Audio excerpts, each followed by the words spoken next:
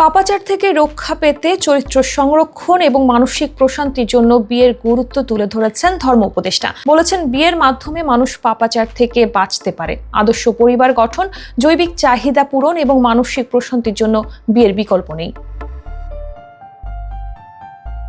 21 April দুপুরে ঢাকার মিরপুরে পুলিশ স্টাফ কলেজ কনভেনশন হলে world assembly of Muslim youth কর্তৃক পিতৃহীন ও আর্থিকভাবে অসচ্ছল বর ও কনের গণবিবাহ অনুষ্ঠান আয়োজিত হয়।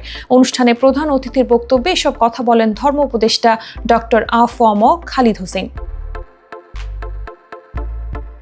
ধর্ম উপদেষ্টা বলেন, বিয়ে একটি পবিত্র বন্ধন। বিয়ের মাধ্যমে নতুন পরিবার গড়ে ওঠে। বিবাহের মাধ্যমে মানব বংশধারা পৃথিবীতে বিস্তৃতি লাভ করে। পৃথিবীতে যত নবী রাসূল এসেছেন, দু একজন ছাড়া সবাই বিয়ে করেছেন। বিয়ে মানুষের ঈমান ও আমলকে সুসংহত করে। হাদিসে বিয়ের তাৎপর্য উল্লেখ করে তিনি বলেন, হাদিসে আছে, যখন কেউ বিয়ে করে সে দিনের অর্ধেক পূরণ করে, বাকি অর্ধেক সে যেন আল্লাহকে ভয় করে। তিনি আরও বলেন, চরিত্র সংরক্ষিত রাখার জন্য বিয়ে অনন্য ব্যবস্থা। কয়েক বছর ধরে ওয়ামি বাংলাদেশ কন্যা দায়গ্রস্ত পরিবারের বিবাহযোগ্য এতিম অসহায় মেয়েদের বিয়ের আয়োজনের দায়িত্ব পালন করে আসছে।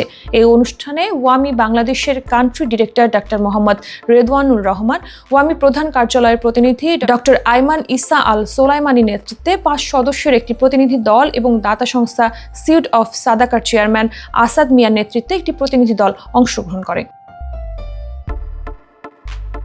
ব্যতিক্রমী এই আয়োজনে 60 জোড়া নবদম্পতির বিয়ে দেওয়া হয়। এতে সংশ্লিষ্ট পরিবারের উদ্যোগে পাত্র চূড়ান্ত করা হয়।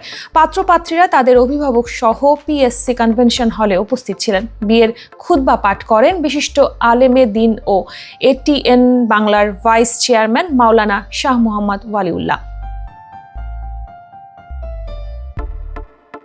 এই গণবিবাহ কার্যক্রমে বিয়ের সামগ্রিক আয়োজনের পাশাপাশি প্রতিটি নবদম্পতিকে অলংকার, সাজসজ্জার উপকরণ, পোশাক, আসবাবপত্র ও নিত্য ব্যবহার্য সরঞ্জাম উপহার হিসেবে দেওয়া হয়।